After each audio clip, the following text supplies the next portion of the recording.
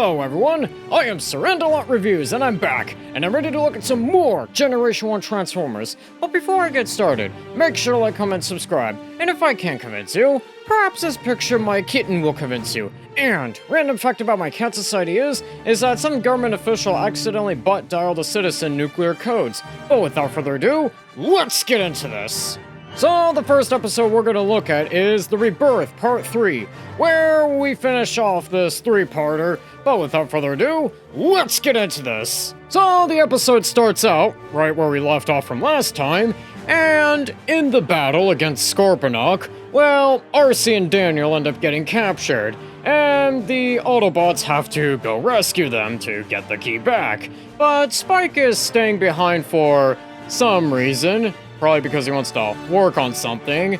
Meanwhile, with the Decepticons on Cybertron, they end up taking over Cybertron. And, Scorponok arrives with the other Decepticons, and, after a bit of back and forth and explaining, well, the Nebulon government decides to team up with the Decepticons. And, meanwhile, with Spike and Cerebros, well, they're gonna work on a big project that involves the city, and, meanwhile, with, RC, she ends up giving up the key, and, with, the Autobots, as it turns out, they are where Cybertron should be, but Cybertron isn't there for some reason.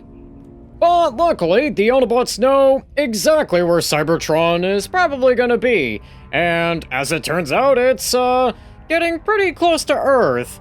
And they arrive on Cybertron and figure out that they have to destroy some boosters, or at least stop the boosters from going a whole lot longer. And there's a bit of a kerfuffle with the headmasters, who are Nebulons, and the Autobots, because the Nebulons want to destroy the key because it could potentially destroy their homeworld if Galvatron's plan goes through. And, well, the Autobots want to not destroy it. Meanwhile, the Autobots get captured inside of Scorponok while they're trying to stop the Decepticon plan. Meanwhile, with Spike, well, he ends up building something that's, pretty big with the Hive City. And, the Hive City arrives on Cybertron, and, it's called Fortress Maximus. And, that ends up evening the odds a bit against Scorponok. And, I'll be honest, I think this fight between Scorponok and Fortress Maximus is pretty cool. I think it's very interesting how one of them is designed like a giant scorpion and the other is kind of a bit like Metroplex and Omega Supreme, and I think they both use their abilities pretty well.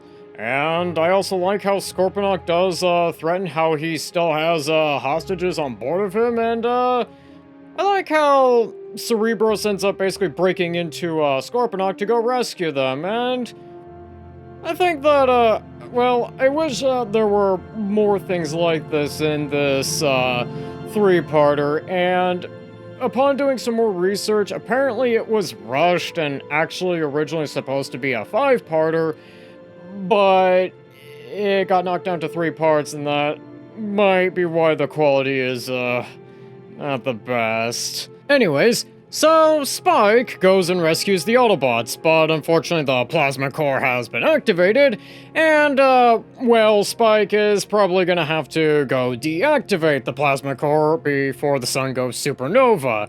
And, the Autobots can't do it because, they can't do it because they're not living beings, or at least they're machines that are living beings. But turns out the humans and the Nebulons can do it, and after Spike goes and rescues Daniel and RC, well, he goes and shuts off the plasma core and reverses the energy flow, and manages to create a new golden age for Cybertron. And Cerebros goes to Nebulon to go rid it of the Hive, and the Decepticons plot their return, and the episode ends. Okay.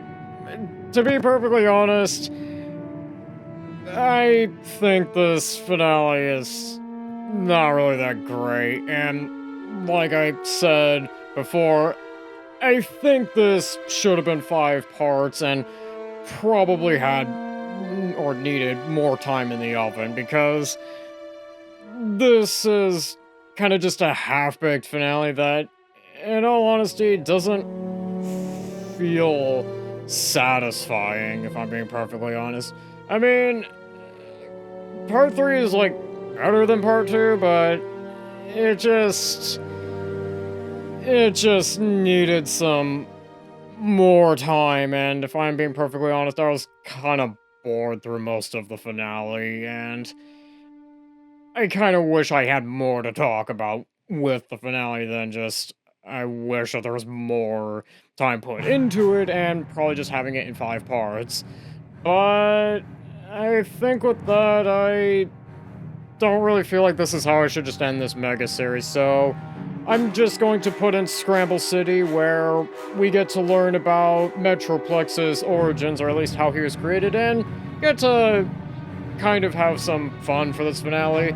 But without further ado, let's get into this. So the episode starts out with us getting introduced to this new facility here. In an isolated region of Earth, far from civilization, the Autobots have built a secret underground factory. This factory is hard at work researching and developing new technologies to fight the Decepticons. It is under the command of the newly appointed commander of the Earth Forces, Ultra Magnus. One of the factory's most important projects is the construction of a mobile assault platform, which will then be tasked with safeguarding Autobot City on Earth. This factory is of the utmost importance for the Autobots, and its secrecy is vital to their project.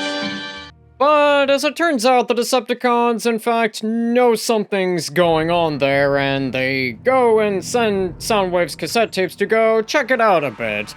And Rat-Bat manages to slip through and, detects that the Autobots are building something big. So they first go send the Seekers and the Constructicons, but they get beaten back pretty badly, and so Megatron, being tired of Starscream's failures, as usual, decides to go send someone else to go deal with his problem, i.e. the Stunticons. And so the Stunticons face off against the Aerial Bots, but well, the Aerial Bots merge into Superion, and so the Stunticons are actually gonna have to merge into Menasor, and, we get a pretty cool fight here.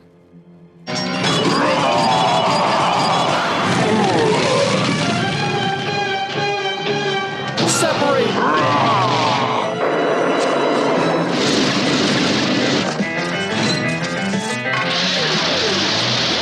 Heads up, Superion! They've switched battle modes!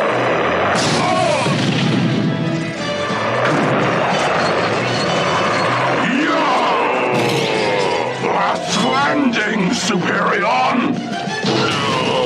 Switch to air attack mode.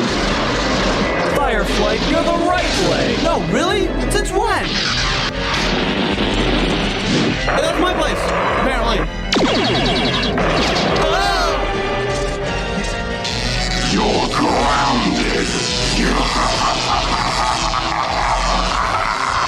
And I will say that I really like this concept. I mean, I like how, the Stunticons and the Aerial Bots are both able to kind of switch, whose arms and whose legs just to, basically switch battle modes, and I'm actually shocked that they didn't do this in, other episodes, because I like this concept, and yeah, I'm aware that they actually made it so that the toys actually did the same thing, but, yeah, I also guess I just kind of like how, kind of ridiculous the battle was, and, I guess I also really like how one of the Stunticons ended up actually, becoming one of the legs of Superion, basically grounding Superion, and I think that this is a really interesting concept that, they really should have done more in.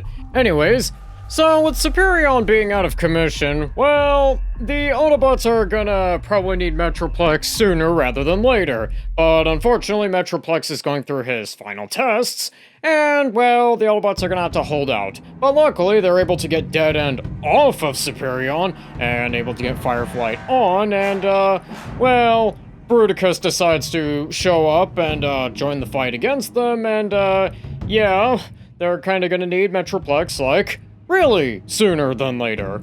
And luckily for the Autobots, Metroplex is actually fully online, and he goes to come to the rescue. And Metroplex arrives just in time to save the Autobots. But unfortunately, the Decepticons have got their own Titan to work with in, Triptychon here.